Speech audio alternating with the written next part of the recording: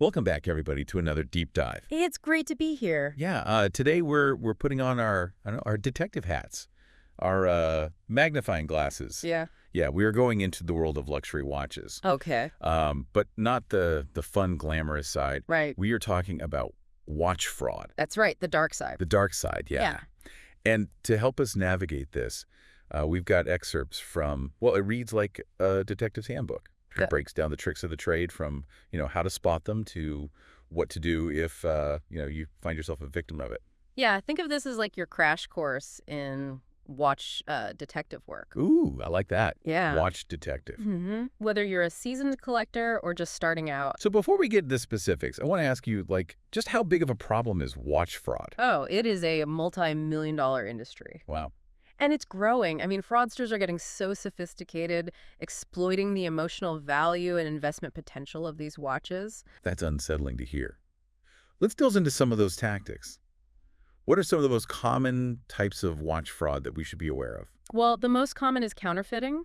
Okay. And, these aren't just the fakes you see on street corners anymore. No, I bet. So we're talking high-grade replicas here. Exactly. Yeah. Some are so good that you can barely even tell. Even for, an experienced collector? Sometimes even for experts. Wow, that's a little scary. Yeah. How do they pull that off? Are they using, real gold and diamonds? No, not quite. Okay. They might look really impressive, but they're using cheaper materials, inferior movements. Okay.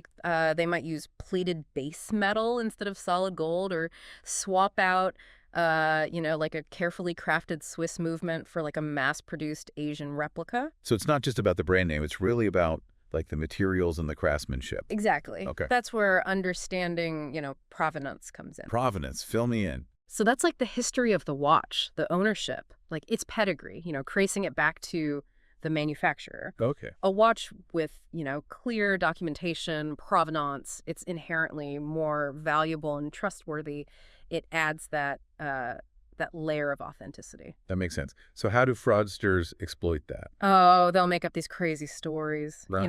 It belonged to a celebrity or has some crazy historical significance. Gotcha. All just to drive up the price. Oh, They might even forge documents, Oh, wow. fake certificates. So they're really playing on the emotional attachment Yeah. and historical value of these watches. Hmm. Speaking of emotional manipulation, our source mentions something called switch scams. Oh, yeah. Swift scams. Those Yeah. are nasty. Imagine, you win an online auction for this rare Patek Philippe. Oh, yeah. Then you get it, and it's a completely different watch. Like a fake or a cheaper model or even a box of rocks. Ouch. That's the nightmare scenario. Yeah. That makes me think of online versus in person. What are your thoughts? In-person inspection is crucial, especially with these high-value purchases. Hold the watch, examine it, use a magnifying glass. Ideally, you want an expert to authenticate it before you hand over any money. Makes sense. Photos and videos can be so deceiving. Yeah, absolutely. You don't want to rely on just the seller's word. That's sound advice. Yeah. This is a lot more than meets the eye. Our source also talks about stolen watches. Yeah. How do those end up back on the market? There are these stolen watch networks. Okay. And they are surprisingly sophisticated. These thieves work with skilled technicians who can actually alter serial numbers, forge documents, essentially create a new identity for the stolen watch. So then how do we protect ourselves from buying a stolen watch? Well, checking the serial number is, it's a Right. good starting point, but it's not foolproof. Uh-huh. Thieves are getting better at manipulating them. Okay, so serial numbers aren't enough. What else should we look for? I'm all ears. Documentation. Yeah. A genuine luxury watch will have, a paper trail, a certificate of authenticity, warranty cards, service records. Okay. Ask to see those and really, scrutinize them carefully. Okay. Look for any inconsistencies, misspellings, or alterations. So if a seller can't produce the paperwork, Big red flag. yeah, that's a red flag. Yeah. What about the watch itself? Are there any telltale signs that scream fake beyond the serial number and the paperwork? Definitely, yeah. Okay. Examine the watch under good lighting, preferably with a magnifying glass or a loupe. Okay. Look for inconsistencies in the engraving, printing, or finishing. Okay. Counterfeiters often, they struggle to replicate the fine details, so you might notice uneven spacing, blurry fonts, or rough edges. Okay. I'm guessing the movement is a dead giveaway as well. The movement, the Okay. heart of the watch, yeah. Yeah. That's often where counterfeiters cut the most corners. Right, but I wouldn't even know where to begin with something that intricate. You don't have to be a watchmaker to spot some basic red flags. Okay, good. If the watch has a transparent case back, you can actually examine the movement. Right. Look for any screws that are misaligned, scratched. Okay. Look at the finishing. Genuine luxury watches, the movements are decorated meticulously. Right. Whereas fakes, they often have a very rough or unfinished appearance. So we've covered documentation, serial numbers, the physical condition. What about the seller? Are there any, behavioral red flags that should set off alarm bells for us? Absolutely. Okay. Be wary of sellers who are, really pushy, Yeah. trying to pressure you into a quick decision, Yep. or if they're reluctant to answer specific questions about the watch's history or condition. Okay. Huge red flag. Yeah. I imagine, the way they want to be paid is a clue, too. Definitely, yeah. Yeah. Be extremely cautious of sellers who insist on unusual payment methods, like wire transfers or cryptocurrency. Okay. Those are often untraceable. So if something goes wrong, you have no recourse. So sticking with, secure platforms with buyer protection. Exactly. Like credit cards or PayPal. Yeah, those are your best bet. Okay. That makes sense. Yeah. So don't be afraid to ask questions. No. A legitimate seller will be happy to answer them. They should be transparent. Okay, good. So we've talked about how to spot the fakes, the scams, the shady sellers. Mm-hmm. But what if, despite our best efforts, we do fall victim? What steps should we take? Well, first, don't panic. It happens. Okay. It can happen to anyone, even seasoned collectors. Okay. The key is to act quickly and decisively. Okay. Our source outlines 3 main steps. Okay. Let's hear them. Step 1. Contact the seller directly. Okay. See if you can resolve the issue amicably. Okay.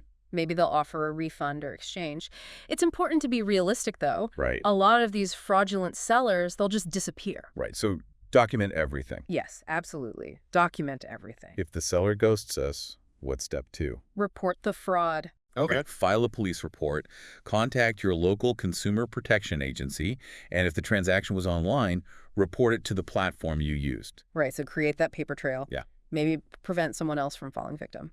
And finally, step 3. Contact your payment provider. Okay. So if you use a credit card or a service like PayPal, they might be able to help you recover your funds. So there are systems in place to protect buyers. Yeah. That's reassuring. What about, the emotional toll of being scammed? I imagine it must feel awful to realize you've been duped. Yeah, I mean, Yeah. it can be devastating. Beyond the financial loss, there's that sense of betrayal, that violation of trust. Yeah. You might question your own judgment, feel foolish. You think, how could I have fallen for this? Exactly. Yeah. But it's important to remember that these scammers, they're professionals. Right. They prey on people's passions. Their desires. Exactly. Yeah. And it's easy to get caught up in that. And you're not alone. I mean, there are online communities, forums dedicated to watch enthusiasts. Oh, okay. Many people have gone through similar experiences. So, sharing your story can help warn others and put pressure on these fraudsters. That's a good point. Knowledge is power. The more we know, the better we are to protect ourselves. What are some other types of watch fraud that we haven't discussed? Well, we've talked about counterfeits and switch scams. But what about fake repairs? Oh, yeah. I feel like that's an area that's just, ripe for fraud. Oh, absolutely. Yeah. It's a growing problem. I mean, these unscrupulous watch repairers, they might, swap out genuine parts with inferior replacements or claim to have done services they didn't do. Oh, that's so sneaky. Yeah. So how do we protect ourselves from, shady repair practices? Do your research. Choose a reputable watch repairer, somebody that specializes in, the brand and model of your watch. Okay. Look for certifications, accreditations from, industry organizations. Ask for references, read online reviews, and don't be afraid to ask, detailed questions about the repairs, the parts they're using. So it's about finding a specialist you can trust, Exactly. just like you would with, any other valuable possession. Okay. Another type of fraud we haven't talked about is overpriced investments. Ooh, that sounds tricky. Tell me more. This targets, people new to the market. Okay. often promising these quick returns. Gotcha. They'll aggressively promote these watches that really have little to no real value. Okay. And they'll say, oh, it's rare, limited edition, or it's going to skyrocket in price. So they're playing on like FOMO.